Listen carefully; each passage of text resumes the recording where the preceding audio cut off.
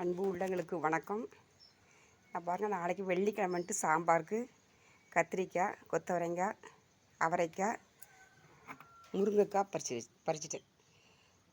அதுக்கப்புறம் சின்ன பிள்ளைங்க வந்து கிழங்கு வேணும், அவிச்சி திங்கிறதுக்கு கிழங்கு வேணும்னு கேட்டிருந்தாங்க. ஏழையில கிழங்கு பிடுங்கிட்டேன்.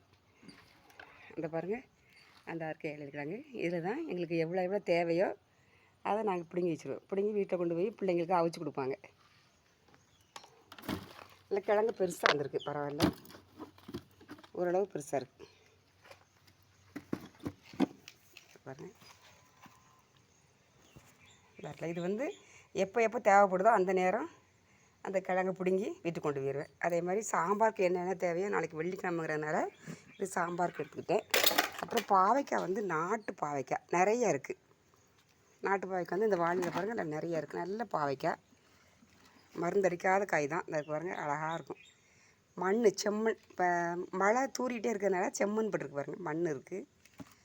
நல்ல நாட்டுக்காய், நல்லாயிருக்கும். அதுக்கப்புறம் பாருங்கள், சுரைக்காய், கும்பஞ்சுரைக்காய், இது ஒரு நீல சுரைக்காய் இருக்குது. புடலங்காய் பறித்து வச்சுருக்கேன். அப்புறம் வந்து பீர்க்கங்காய் பாருங்கள், பீர்க்கங்காய் நல்லா பெருசாக இருக்குது பாருங்கள், பெருசாக இருக்குது. இந்த வகை நல்லா பெருசாக இருக்கும் இருக்குங்க. நாட்டுக்காயும் இருக்குது. நாட்டுக்காய் கொஞ்சம் போட்டிருந்தோம். இந்த வகை இந்த நாட்டுக்காய், இதெல்லாம் நாட்டுக்காய். பீர்க்கங்காய் பறித்து வீட்டுக்கு போக 4 குடும்பம் ஒன்றா இருக்கும். அதனால் நிறைய தேவைப்படும். மிச்சத்தை வந்து பக்கத்தில் வச்சு விற்றுருவோம். இது வந்து நல்ல இளங்காய் தான், கொம்பஞ்சரைக்காய். இது வந்து ஒரு நீல சுரைக்காய், நீ தான் காய்ச்சிருக்கு. முதல்ல பறிச்சிருக்கு, இன்னும் நிறைய இருக்குது. புடலங்காய் அப்புறம் நல்ல காய், பிஞ்சு காயாக இருக்குது. அதுக்கப்புறம் இந்த தடியங்காய் பாருங்கள், இது வந்து வெள்ளை பூசணின்னு சொல்கிறாங்க சிலர். நாங்கள் இங்கே வந்து தடியங்கான்னு சொல்லுவோம். இதை வந்து பூசணிக்காய்ன்னு சொல்லுவோம். பூசணிக்காய், தடியங்காய், பூசணிக்காய் ரொம்ப விளைஞ்சிட்டு வீட்டில் வச்சு விற்கிறதுக்காக கொண்டு போகிறேன்.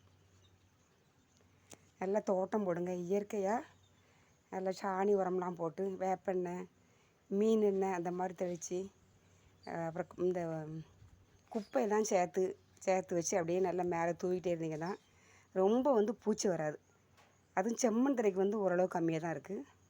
எனக்கு இயற்கை உரம் போட்டாலே கொஞ்சம் நல்லா இருக்குது. ஆனால் இயற்கை உரம் போட்டால் அதில் சாப்பிட்றது வந்து ரொம்ப சுவையாக இருக்குது.